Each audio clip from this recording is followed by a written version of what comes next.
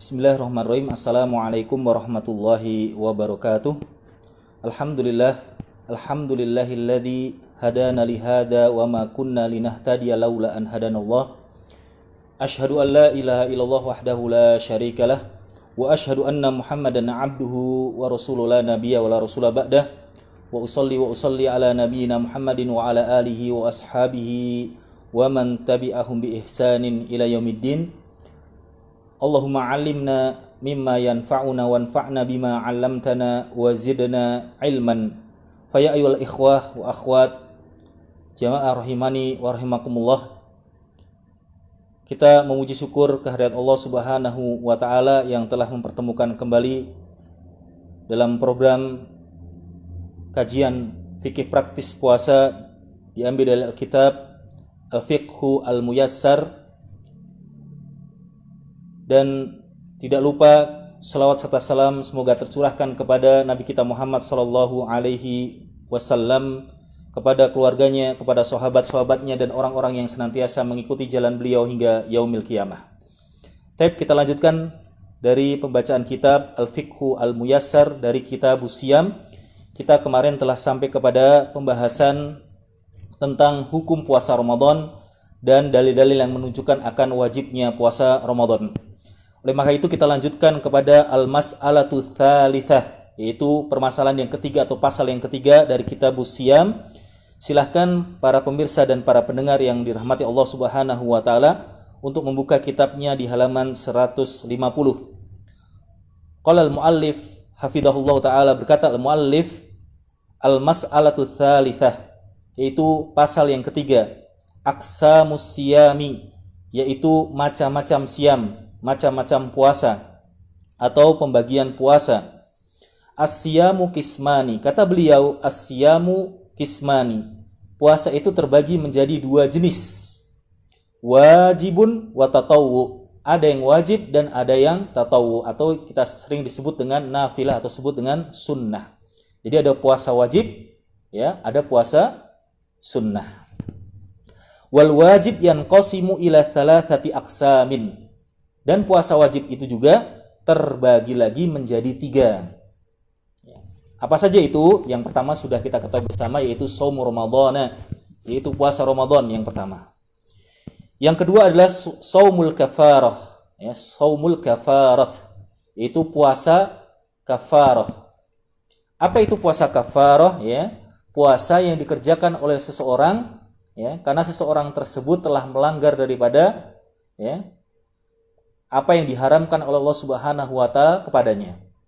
Sebagai contoh misalnya, seseorang yang menjima atau berhubungan suami istri, ya, dengan pasangannya di siang hari Ramadan. Maka kafaratnya sebagaimana yang kita ketahui bersama, yang pertama harus membebaskan seorang budak muslim. Nah, kalau dia tidak punya budak muslim, maka dia harus berpuasa 2 bulan berturut-turut. Nah, inilah puasa yang dimaksud sini adalah puasa kafarah, ya. Kemudian yang ketiga ada shaumun nadar, yaitu puasa, ya, dia berpuasa dalam rangka bernadar kepada Allah Subhanahu wa taala. Sebagai contoh misalnya si fulan, ya, dia daftar di salah satu perguruan tinggi negeri. Kemudian dia bernadar, ya Allah, ya, seandainya aku keterima di kampus A, maka aku akan bernadar, maka aku akan berpuasa selama 1 bulan. Nah, ini ketika si fulan ini, ya, kemudian ditakdirkan oleh Allah Subhanahu wa taala keterima di perguruan tinggi negeri yang dimaksud, maka dia harus berpuasa sesuai dengan apa yang dinadarkan. Artinya puasa tersebut hukumnya menjadi wajib. Yang tadinya tidak wajib karena dia nadar, maka hukumnya menjadi wajib. Itu adalah 3 pembagian daripada puasa wajib. Kemudian pendengar dan pemirsa yang semoga dirahmati Allah Subhanahu wa taala, kita lanjutkan perkataan muallif hafizahullah taala, wal kalamu huna yankhasiru fi shaumi ramadhana. Dan perkataan kita pada kitab ini hanya terbatas kepada puasa Ramadan, wa fi shaumi tatawwu, dan puasa tatawwu. Adapun puasa nadar, wa amma baqiyatil aqsam, adapun sisanya yaitu puasa nadar dan puasa kafarah tidak akan kita bahas di dalam pembahasan kitab ini. Fata'ti fi mawadhi'iha, dan kita akan bahas nanti di lain tempat daripada kitab ini. Insyaallah taala, ya, insyaallah taala. Baik, kita lanjutkan di halaman 151. Al-mas'alatu rabi'ah, ya, permasalahan yang keempat atau pasal yang keempat. Berkata al-muallif hafizahullah taala, fadlu siyami syahri ramadhana wal hikmatu min masyru'iyati shaumihi, yaitu keutamaan puasa Ramadan dan hikmah daripada disyariatkan puasa tersebut bagi kita. Ya, apa sih keutamaan puasa Ramadan dan apa sih hikmahnya Allah Subhanahu wa taala mensyariatkan puasa Ramadan tersebut bagi kita? Nah, ini penting, ya. Mengetahui keutamaan suatu amalan itu adalah hal yang penting. Dan sebenarnya keutamaan puasa Ramadan itu sangat banyak untuk kita sebutkan. Akan tetapi dalam kitab ini, ya, dicukupkan dengan hanya menyebutkan, ya, beberapa hadis saja. Insyaallah dari sini kita sudah mengetahui beberapa keutamaan daripada puasa Ramadan. Yang pertama, ya, fadluhu, ya, keutamaannya adalah sebagaimana yang diriwayatkan oleh Abu Hurairah radhiyallahu anhu. Anin Nabi sallallahu alaihi wasallam qala, dari Nabi kita Muhammad sallallahu alaihi wasallam, beliau bersabda, man qama lailatal qadari imanan wahtisaban ghufira lahu ma taqaddama min dambih. Barang siapa yang salat malam, ya, pada malam Lailatul Qadar dengan penuh keimanan dan penuh pengharapan, mengharapkan pahala dari Allah Subhanahu wa taala, maka diampuni baginya dosa-dosa yang telah berlalu. Kemudian Rasulullah sallallahu alaihi wasallam melanjutkan, wa man shoma ramadhana imanan wahtisaban ghufira lahu ma taqaddama min dhanbih.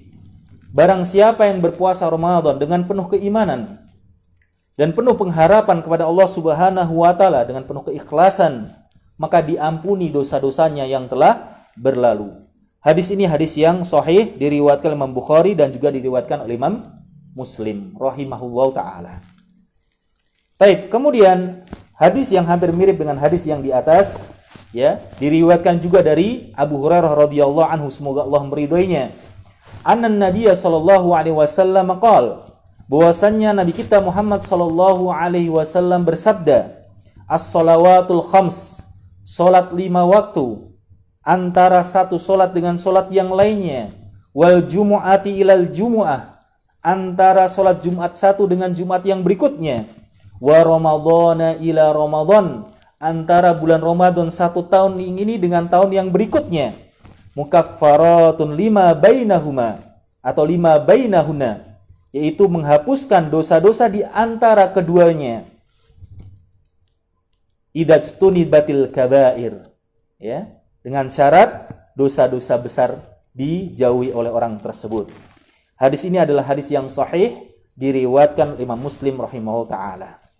Dari dua hadis ini, para pendengar dan pemirsa yang semoga Allah Subhanahu wa taala dimuliakan Allah Subhanahu wa taala, dari dua hadis ini bisa kita ambil beberapa pelajaran penting. Yang pertama, ya, dalil-dalil atau hadis-hadis yang baru saja kita bacakan ini menunjukkan bahwasannya ampunan dari Allah Subhanahu wa taala kepada orang yang berpuasa, maka dia harus memenuhi 3 syarat. Jadi, orang mengerjakan puasa Ramadan, ya, dengan puasanya ini dia diampuni dosa-dosanya yang telah berlalu, maka harus terpenuhi 3 syarat. Apa 3 syarat tersebut? Disebutkan di dalam hadis ini. Yang pertama, imanan. Harus dengan penuh keimanan. Yaitu keimanan kepada Allah, keimanan kepada Rasulullah, ya, keimanan kepada, ya, pensyariatan puasa, dan keimanan kepada balasan yang diberikan kepada orang yang berpuasa. Syarat yang kedua yang disebutkan di dalam hadis ini yaitu ihtisaban. Apa itu ihtisaban? Kata para ulama, ihtisaban itu adalah talabal ajra wa thawaba minallah, yaitu orang tersebut hanya mengharapkan pahala dan ganjaran dari Allah Subhanahu wa taala dan tidak kepada selainnya, atau yang sering kita sebut dengan ikhlas. Artinya puasa tersebut harus ikhlas kepada Allah Subhanahu wa taala. bukan untuk fulan, ya, bukan untuk siapa, bukan untuk apa, akan tetapi kepada, ya, akan tetapi kepada hanya kepada Allah hanya untuk Allah Subhanahu wa taala. Kemudian disebutkan oleh muallif hafidhahullah taala syarat yang ketiga, ya, agar dosa orang yang berpuasa itu diampuni dikarenakan puasa Ramadan dia kerjakannya, yaitu dia harus menjauhi dosa-dosa besar. Ya, percuma seseorang yang berpuasa, ya, tapi dia masih menekuni dosa-dosa besar, maka puasanya tersebut tidak dapat menghapuskan dosa-dosanya yang telah berlalu. Karena dosa-dosa besar itu haruslah dihapuskan dengan taubat nasuha, tidak cukup hanya dengan berpuasa Ramadan saja. Baik, kemudian kata muallif hafidhahullah taala di sini mengatakan hada ba'du ma warada fi fadli siyami syahri ramadhana wa fadailihi katsiratun. Nah, sudah kita sebutkan tadi bahwasannya ini hanya beberapa hadis saja, beberapa dalil saja yang menunjukkan tentang keutamaan puasa Ramadan. Adapun sebenarnya keutamaan puasa Ramadan, kata beliau, katsiratun, banyak. Kemudian yang kedua, setelah kita mengetahui keutamaan puasa Ramadan, oleh maka itu kita, ya, penting juga untuk mengetahui hikmah di balik, ya, pensyariatan puasa Ramadan tersebut kepada kaum muslimin. Al-hikmatu min masyru'iyati saumihi, yaitu hikmah daripada pensyariatan puasa Ramadan. Kata beliau, syara'allahu subhanahu as-sauma lihikami adidatin atau lihikamin adidatin. Bahasanya Allah Subhanahu wa taala mensyariatkan puasa Ramadan dengan hikmah yang sangat banyak dan beragam, wa fawaidi katsiratin, dan faedah-faedah yang sangat banyak sekali. Famin dzalika, akan tetapi beliau cukupkan hanya menyebutkan di antaranya saja. Yang pertama, tazkiyatun nafs, yaitu puasa sebagai tazkiyatun nafs, pensucian jiwa, wa tathiruha wa tanqiyatuha, ya, pensucian, ya, penghilangan, pembersihan noda-noda yang ada di dalam jiwa. Dari apa? Minal akhlati ar-radi'ah, dari pergaulan yang buruk, wal akhlaqi ar-radilah, dan dari akhlak yang tidak terpuji. Li'anna sauma yudayyiku majari syaitani fi badanil insani. Karena puasa itu menyempitkan jalan syaitan di tubuh manusia. Ya, sebagaimana yang disebutkan, ya, bahwasannya inna syaitana yajri min bani Adam majra dam. Sesungguhnya setan itu, ya, berjalan di diri atau di tubuh manusia melalui aliran darah. Dan ketika orang berpuasa, maka aliran darahnya semakin menyempit. Oleh maka itu, ya, Allah menjadikan, atau Rasulullah SAW dalam hadisnya menjadikan puasa ini sebagai wija. Apa itu wija? Wija adalah tameng, perisai, yaitu perisai dari gangguan setan, yaitu dengan menyempitkan jalan setan yang ada di dalam tubuh manusia. Taib, kemudian atsani, yang kedua, fi shaumi tazhidu fid dunya wasyahwatiha. Di dalam puasa ada hikmah yang tersembunyi, yaitu menjadikan seseorang itu zuhud terhadap dunia dan syahwatnya. Ya. Apa itu zuhud? Kata para ulama, zuhud itu adalah tarku ma la yanfa fil akhirah, meninggalkan apa-apa yang tidak bermanfaat bagi akhiratnya. Ya. Jadi meninggalkan apa-apa yang ada di dunia yang tidak bermanfaat dari akhirat. Contohnya apa? Ya, fudulit ta'am, terlalu banyak makan, terlalu banyak minum. Nah, ini adalah hal-hal yang tidak bermanfaat bagi akhirat, walaupun hukumnya mubah. Maka puasa ini melatih seseorang itu untuk zuhud terhadap dunia dan yang ada di dalamnya. Wa targhibu fil akhirah wa na'imiha. Dan memotivasi orang yang berpuasa, ya, untuk cinta akhirat dan meraih nikmat-nikmat yang ada di akhirat, yang disediakan oleh Allah Subhanahu wa taala di surga. Kemudian kata beliau, hikmah yang ketiga, al-hikmatu tsalitsah as-saumu yab'atsu 'alal atfi 'alal masakin. Jadi puasa itu ya memotivasi seseorang untuk lebih peduli kepada orang miskin, untuk lebih kasih sayang ya, atfi itu lebih ya kasih sayang, lebih simpatik kepada orang-orang miskin. Kenapa? Wasyu'ur bil alamihim ya. Merasakan penderitaan orang-orang miskin. Ya. Dengan berpuasa kita merasakan penderitaan saudara-saudara kita yang miskin. Li'anna sha'ima, karena orang yang berpuasa yaduku alamal ju'i wal atash. Karena orang yang berpuasa itu merasakan bagaimana penderitaan orang yang lapar dan penderitaan orang yang haus. Itu pun hanya dari terbitnya fajar sampai tenggelamnya matahari. Kalau kita lihat saudara-saudara kita yang kekurangan di sana, mungkin sehari makan hanya sekali, mungkin sehari berbuka, sehari tidak makan, sehari makan, sehari berikutnya tidak makan. Oleh maka itu Allah latih kita untuk apa? Simpati kepada saudara-saudara kita miskin. Oleh maka itu salah satu tujuan dari puasa, setelah kita selesai puasa maka kita lebih simpatik, ya, lebih empati, lebih bisa membantu saudara-saudara kita yang kekurangan. Wallahu a'lam bishawab. Ila ghairi dzalika minal hikam al-balighah wal fawaid al-adidah.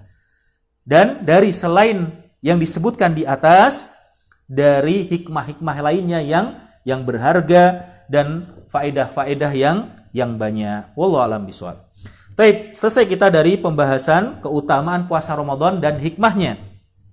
Berlanjut kita kepada pembahasan yang berikutnya, al-mas'alatul khamisah, pembahasan yang kelima, syurutu wujubis siyami ramadhana, yaitu syarat wajib puasa Ramadan.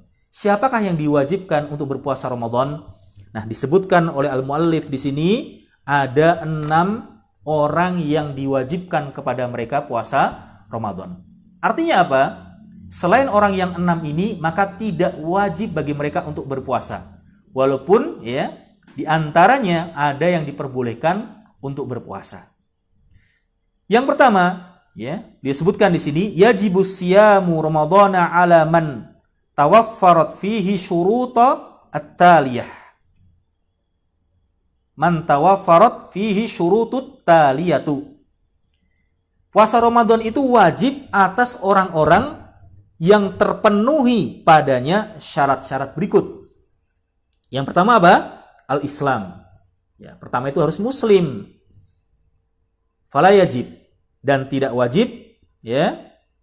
Wala yasih, bahkan tidak sah as-siyamu minal kafir, orang kafir yang berpuasa. Sebagaimana yang kita ketahui bersama ya. Ya, ternyata puasa ini bukan hanya ya dilakukan oleh orang-orang beriman, orang-orang mukmin, orang-orang muslim. Bahkan juga dilakukan oleh orang-orang kafir. Ya, mereka juga berpuasa dengan tata cara yang mereka miliki sendiri.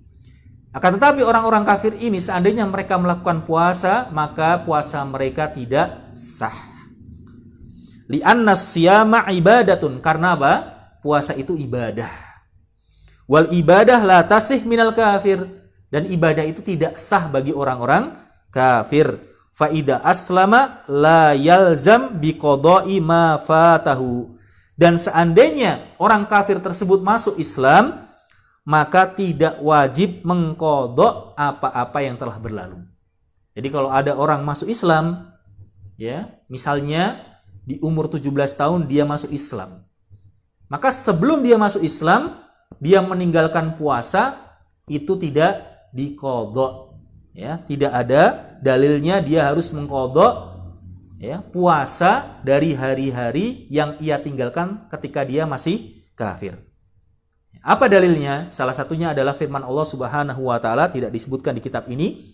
Qul lil ladzina kafaru iyantahu yughfar lahum ma qad salaf. Surat Al-Anfal ayat 34.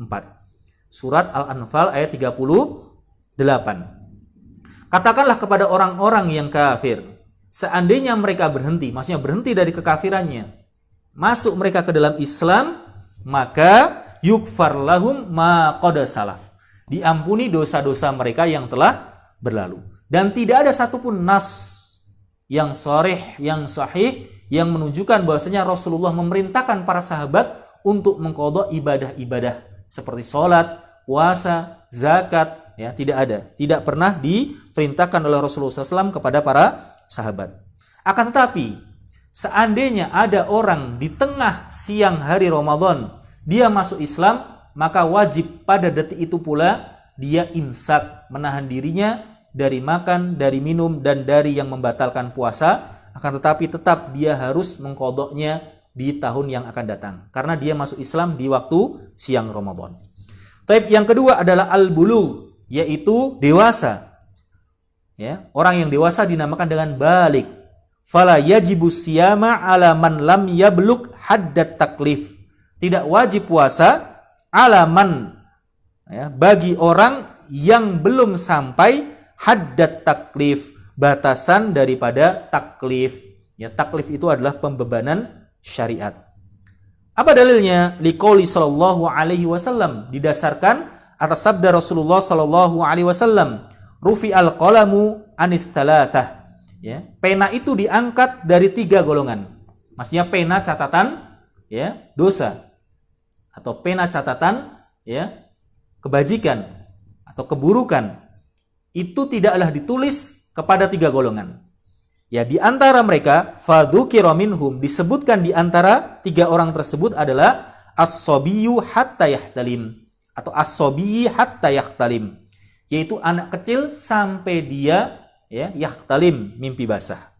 Walakinnahu yasihu as-siyam min ghairil balik law shoma. Akan tetapi, ya, sah puasanya bagi anak kecil yang belum balik lau soma, seandainya dia mau puasa Ramadan. Jadi kalau anak kita nih baru umur 5 tahun misalnya, atau 7 tahun atau 9 tahun, pokoknya intinya belum balik, ya, tapi dia mau latihan puasa dan puasanya sempurna dari mulai terbitnya fajar sampai tenggelamnya matahari, ya, tidak makan, tidak minum, ya, tidak melakukan hal yang membatalkan puasa, maka puasanya sah, ya, puasanya sah.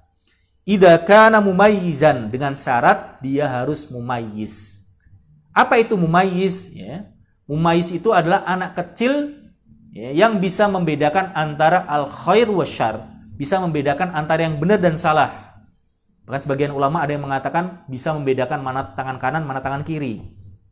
Ya, sebagian ada yang mengatakan mumayyiz, anak yang mumayyiz itu adalah anak yang bisa mengetahui, oh ini dosa, ini pahala. Perbuatan ini berpahala, perbuatan ini berdosa. Maka ini namanya anak mumayyiz. Adapun usianya khilaf di kalangan para ulama. Ada yang mengatakan 7 tahun, ada yang mengatakan 9 tahun.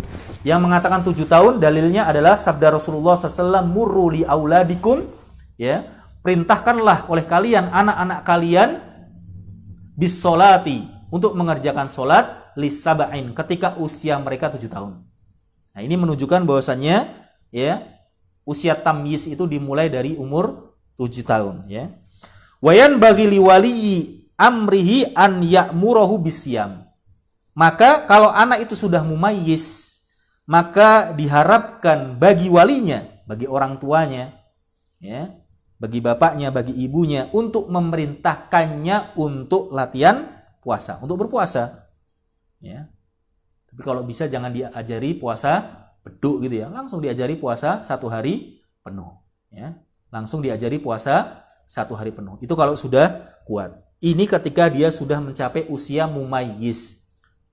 Liya'tadahu wa ya'lafahu, agar dia terbiasa. Ya'tadu dan ya'lafu itu artinya sama, yaitu terbiasa. Bahkan menurut mazhab Hambali, ketika sudah mencapai usia 10 tahun dia belum puasa Ramadan, maka boleh dipukul. Kenapa seperti itu? Ya, dikiaskan kepada permasalahan apa? Sholat. Rasulullah memerintahkan para orang tua untuk memerintahkan anak mereka yang usia 7 tahun untuk sholat, dan boleh memukulnya ketika usia 10 tahun meninggalkan sholat. Maka dikiaskan kepada permasalahan sholat. Walaupun dalam permasalahan ini, ya, pendalilan seperti ini perlu jadi catatan. Wallahu a'lam bishawab. Baik, kita lanjutkan kepada orang atau golongan yang ketiga, ya, atau syarat wajib yang ketiga, yaitu al-aqlu, memiliki akal. Fala yajibu siyam alal majnun, tidaklah wajib puasa atas orang yang gila. Wal ma'tuh. Apa itu ma'tuh? Ma'tuh itu adalah naqisul akli, orang yang akalnya kurang, minus. Ya, sama ya, orang gila dengan orang yang akalnya kurang, atau idiot kita bisa katakan. Ya, naudzubillah min dzalik. Kenapa? Ya, salah satu hikmahnya puasa itu tidak diwajibkan kepada mereka karena tidak ada niat di dalam hatinya. Adalah salah satu daripada pondasi puasa sebagaimana yang kita sudah sebutkan di kajian yang pertama kemarin. Ya, dua pondasi utama daripada puasa, salah satunya adalah niat. Dan orang gila tidak memiliki apa? Niat. Liqaulihi sallallahu alaihi wasallam, ini didasarkan atas sabda Rasulullah sallallahu alaihi wasallam, rufi'al qalamu anis salasah. Tadi sudah kita bacakan hadisnya. Ya. Hadis yang diriwayatkan oleh ya, Imam Ahmad, Abu Daud dan disahihkan oleh Syekh Albani. Bahwasannya pena catatan kebajikan dan catatan keburukan itu diangkat dari 3 golongan. Fadzukira minhum, disebutkan salah satunya al-majnun, orang yang gila, hatta yafik. Orang yang gila hatta yufik. Orang yang gila sampai dengan dia sadar. Jadi orang gila sampai dia sadar. Dan orang gila itu ya, ketika dia sudah sadar, sudah waras, sudah sembuh dari gilanya, maka tidak ada kewajiban bagi dia untuk mengqadha ya puasa Ramadan yang dia tinggalkan. Kemudian yang keempat, as-sihah, yaitu memiliki kesehatan. Ya, lawannya as-sihah ya, al-marad, yaitu sakit, penyakit, memiliki penyakit. Faman kana maridon la yutiqus siyama lam yajib alaihi. Barang siapa yang sakit, yang tidak mampu untuk berpuasa. Nah, perhatikan kata-kata di sini, garis bawahi. Jadi tidak semua orang sakit ya. Mau jerawatan, nanti orang jerawatan enggak puasa. Orang sakit bisul, bisul, sakit panu tidak puasa. Oleh maka itu kita perhatikan perkataan al-muallif di sini sangat dakik sekali, sangat teliti sekali. Di sini beliau menyebutkan la yutiqu as-siyama, ya, bahwasanya orang yang sakit yang tidak mampu berpuasa. Nanti insya Allah kita akan jelaskan di bab-bab yang berikutnya tentang orang-orang yang diperbolehkan untuk tidak berpuasa. Di situ akan ditafsil, diperinci sakit yang seperti apa yang diperbolehkan untuk tidak berpuasa. Bahkan diharamkan untuk berpuasa. Dan sakit-sakit yang bagaimanakah yang tidak boleh untuk membatalkan puasa. Wa in shoma, seandainya orang yang sakit ini ya, sahha, sembuh, sehat, ya, sahha siyamuhu, sehat ya, maka seandainya orang yang sakit ini shoma, berpuasa ya, sahha siyamuhu, maka puasanya sah. Jadi kalau orang sakit itu diberi keringanan untuk tidak berpuasa. Tapi kalau dia mau berpuasa ya, asalkan itu tidak memudaratkan dirinya, maka sah puasanya. Liqaulihi ta'ala, didasarkan atas firman Allah Ta'ala, wa man kana maridhan aw ala safarin fa'iddatun min ayyamin ukhar. Barang siapa yang sakit atau dalam perjalanan safar, fa'iddatun min ayyamin ukhar, maka hendaknya dia mengganti ya. Fa'iddatun di sini jawabu syart, yang artinya hukumnya wajib. Maka wajib bagi orang tersebut untuk menggantinya di hari yang lain. Maksud daripada menggantinya di hari yang lain apa? Dia itu tidak berpuasa. Ya, dia itu apa? Tidak berpuasa dan menggantinya di hari yang lain. Al-Baqarah ayat 185. Fa in zala al-maradu wajaba alaihi qada'u ma aftarahu min ayyamin. Ya, seandainya penyakit tersebut hilang, wajaba alaihi, maka wajib baginya qada'u ma aftarahu min ayyamin, maka wajib baginya mengqadha dari apa-apa yang dia pada waktu itu berbuka. Ya, pada hari-hari itu dia berbuka atau tidak berpuasa. Jadi orang yang sakit dia tetap wajib mengqadha ketika dia sudah sembuh. Lalu bagaimana dengan ya sakit yang la yurja buru'uhu, yaitu yang sakit yang dia tidak diharapkan kesembuhannya atau ya kemungkinan dia untuk sembuh itu tipis. Maka itu nanti insya Allah kita akan bahas di bab yang berikutnya. Dia tidak wajib mengqadha, tapi dia harus membayar apa? Fidyah. Yang kelima, al-iqamah, ya, iqamah, ya, itu artinya menetap. Ya, menetap, dan orang yang menetap dinamakan dengan muqim, dan lawannya adalah musafir. Fala yajibu as-saumu 'alal musafiri. Tidak wajib puasa atas musafir, orang yang melakukan perjalanan. Ya, orang yang melakukan perjalanan safar. Liqaulihi ta'ala, didasarkan atas firman Allah Ta'ala di dalam surat Al-Baqarah, ya, yang tadi sudah kita bacakan ayat 185. Wa man kana maridun aw ala safarin fa'iddatun min ayyamin ukhra. Barang siapa yang sakit atau di dalam perjalanan, maka dia menggantinya di hari-hari yang lain. Ya, adapun batasan safar yang diperbolehkan untuk tidak berpuasa, insya Allah kita akan jelaskan di bab yang berikutnya. Falau shoma al musafir, seandainya orang yang berpuasa itu, orang yang safar itu berpuasa Ramadan, sahha siyamu, maka sah puasanya. Tapi hukumnya apa? Apakah makruh ataukah mubah ataukah sunnah? Nah, insya Allah kita akan bahas di pembahasan yang berikutnya. Wa yajibu alaihi qada'u ma aftarahu fis safar. Tapi tetap, ya, kalau dia nanti sudah mukim, ya, dia nanti wajib mengqadha puasa Ramadan yang dia tinggalkan. Jadi orang yang sakit, yang sudah sembuh, dan orang yang musafir dalam berpergian jauh, maka dia kedua-duanya ini tetap wajib untuk mengqadha. Taib, yang terakhir, yang keenam, ya, al-khuluwu minal haid wan nifas. Bebas dari haid dan nifas.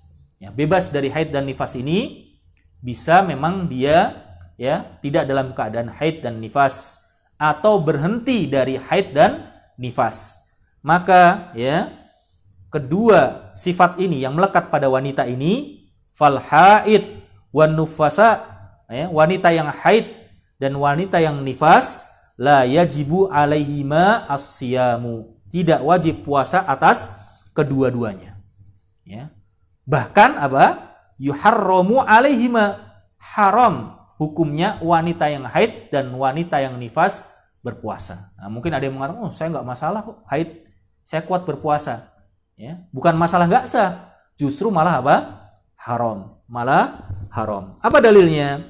Dalilnya adalah sabda Rasulullah Sallallahu Alaihi Wasallam. Ya, sebelum saya bacakan hadisnya, ya, ini kisahnya tentang Rasulullah Sallallahu Alaihi Wasallam pada sholat Id. Beliau selesai berkhutbah, ya, selesai dari sholat, maka beliau menghampiri sekelompok wanita dan beliau mengatakan bahwasannya kebanyakan penduduk neraka adalah wanita, dan disebutkan oleh beliau, ma ra'aitu min naqisati